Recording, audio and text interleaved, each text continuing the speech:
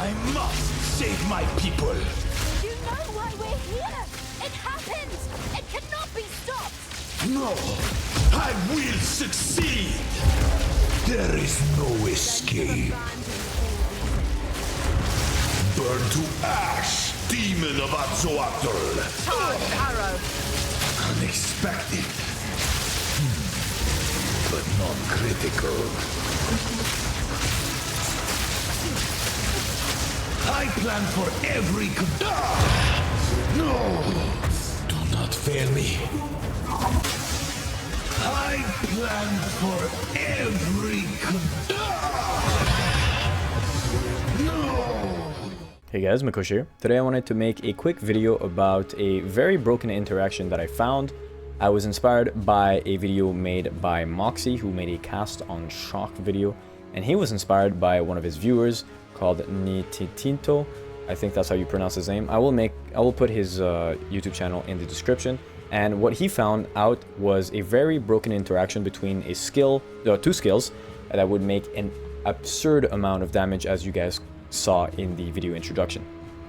So as a ranger, you would probably be using lightning arrow, right, as well as lightning rod, right, which is a skill where you shoot arrows up in the air, and whenever you have a lightning skill that chains onto it, it does a lot more chain, which is very good for burst damage. Now, if you read the description of lightning rod, creates a arrow, right, that stays on the ground, and the arrow remains on the ground, and any chaining lightning beam can get chained into it, right? And when chained, the arrow releases another lightning burst, right? So you have to have a skill that chains onto it. Now it's really important to understand that it says any chaining lightning beam, right? That doesn't necessarily mean that you must have a skill from a bow or from lightning arrow, right? Even though as a bow user, you will be using lightning arrow.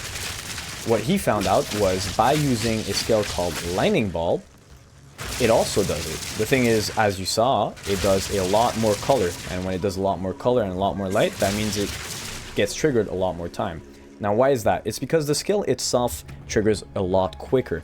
Ball of lightning triggers every 0.2 seconds, which is 5 times a second.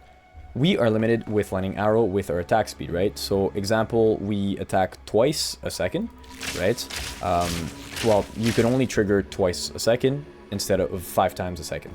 So these two skills will be a combination to be using against bosses, and it is, in my opinion, a lot stronger than, for example, magnetic salvo. Because magnetic salvo, first of all, you have to stop moving, and then whenever you use magnetic salvo, it uses all the lightning rods.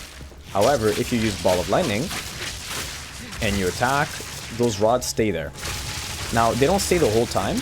In the skill, after getting chained 12 times, the arrow will disappear, right? So you don't have unlimited chaining. However, 12 times is a lot better than 1 time compared to magnetic salvo. And as well, after the nerf of magnetic salvo, it does do a lot more damage.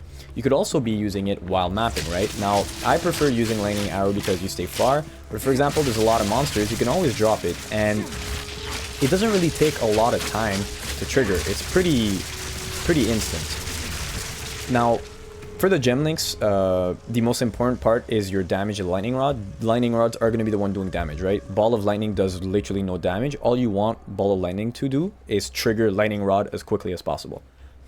Now, you will have the main skill, and then you want to use scatter shot, which will add 2 additional lightning rods. And then you want primal armament, which grants you 25% more elemental damage, which is great. Now, you might not have 4 sockets. If you have an additional socket, you could go for elemental focus, which is another 25% more elemental damage. However, you are not able to inflict elemental ailment, so you cannot inflict shock. Now, shock increases damage taken by 20%. So then it will just depend on whether or not it is better mathematically. But I think going for elemental focus will be the best third jewel.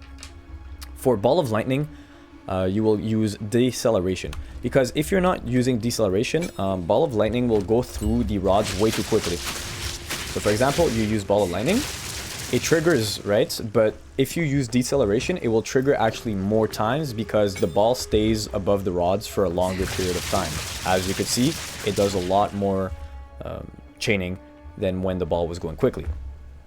Then after that, you want to use wild shards. Wild shards give you a 25% chance to fire 8 additional projectile. So usually you only shoot 1 projectile or 2 depending on if you have the ascendancy, the Deadeye ascendancy. But once every 5 hits, you get 8 balls, right? Which is very good because, example, you're point blank on an enemy, so you're standing in the middle of the rods. If it happens, it will trigger a lot more time. Now it's going to be a bit hard to showcase, but you can clearly see the difference of color between when it shoots 8 times or when it shoots once, right? And that will give you an additional huge burst of DPS, right? Because now you have 8 extra balls that trigger every 5 seconds on a small area, shotgunning an enemy. Like, you will be dealing a shit ton of damage. And then finally, you could go for cast speed if you want to go quicker, right? Because it's quite, you know, I mean, it's pretty much 25% quicker, right? Which is very good because the more cast you have, the more lightning balls you can shoot quickly. Now, there is a little caveat. It's that Ball of Lightning does require a very high amount of intelligence. It actually requires 95 intelligence. And as a ranger character, you'd probably be somewhere around 50. And so going to 95 will require quite a bit of resource. So what I did is I spec'd quite a bit of intelligence in the, you know, tree section, as well as I took the attribute node over here, which grant me 3 to all attributes, as well as a 10% increase in attributes, which is very good because you will have a lot more dexterity thanks to, it will give you a lot more dexterity, which is good for your main skills, as well as giving you enough, you know, of that small little strength and intelligence required for the whole of your build. After that, I did add, for example, I did have intelligence on my hood, on my helmet, sorry, as well as on my chest piece, but then the rest of my gear does not have any intelligence, and you'll be able to run through. So just try to get to 95 intelligence. Obviously, don't sacrifice all of your stats just to get to 95 intelligence.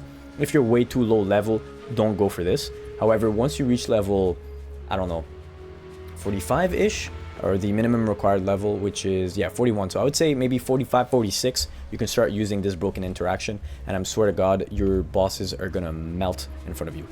On that note, hopefully that helps. I will make a more advanced guide and an actual real guide, bow build guide, later on this week when I have time, and hopefully you will have a lot of fun using this broken interaction. Have a nice one.